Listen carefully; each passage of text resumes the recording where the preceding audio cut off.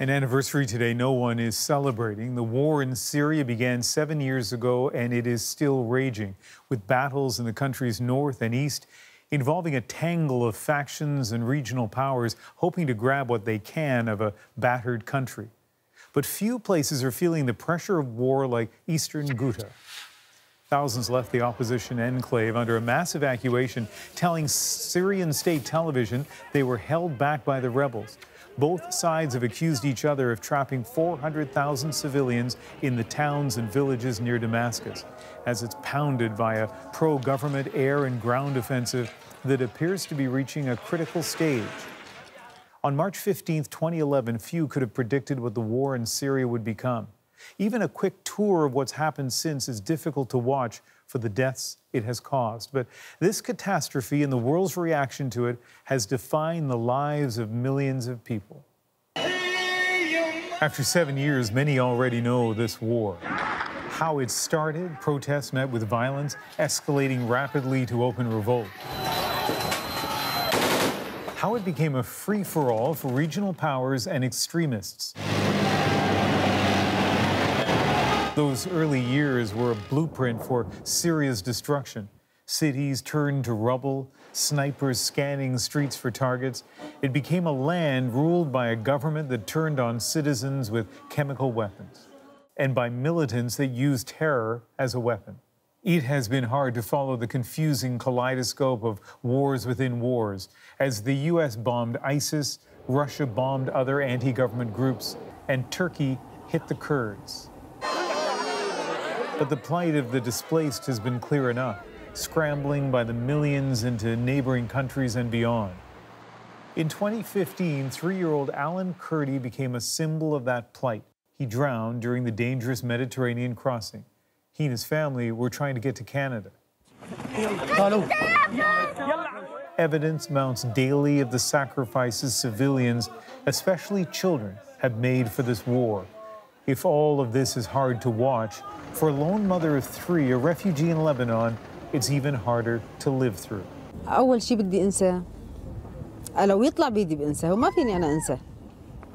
بنساه لسوريا. هاي أول شغلة. بنسى بيتي، بنسى محل ما كنت بارك، بنسى رفقاتي، بنسى كل شيء. بس ما في الواحد ينسى. ما بينسى. Over the past year, the battlefield has changed, with ISIS trapped in the east, Kurds struggling against Turkey in the north, the Iran and Russia-backed government asserting control wherever it can. The UN is already warning about the next crisis. After Eastern Ghouta, we may see tremendous battles now in and around Idlib. Idlib is in many ways a gigantic refugee camp. We cannot have war in a refugee camp. And as that refugee in Lebanon mentioned, even if many might want to forget, they can't. In Canada, tens of thousands of Syrians are making a new life. And as Derek Stoffel explains, they're struggling to reunite with those they have left behind. If you're looking for a hint of how the Suleiman family is settling into Canada, it's on the dinner table. Pizza. Takeout just isn't an option where they're from in Syria. But Amani, her husband Yassin, and their children are now among the 50,000 Syrians resettled in Canada.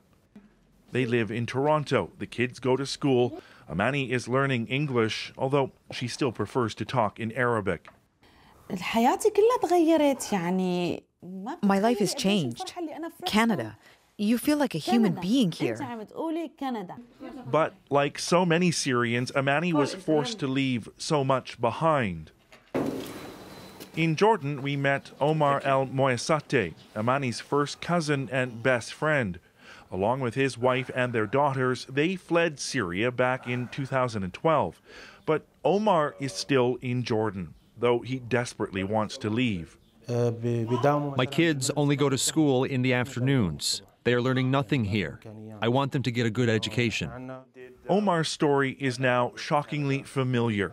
5 million Syrians have fled and are now living as refugees, most in the Middle East and Europe. Omar and his family once lived in eastern Ghouta. That's where the latest terrible chapter in Syria's war is unfolding right now. Unrelenting airstrikes by Syria's military and clashes with rebel forces have left more than 1,000 people dead in the last month. Omar is still in touch with people in the area. If we hadn't left, we would face what my friends face whenever they leave their homes.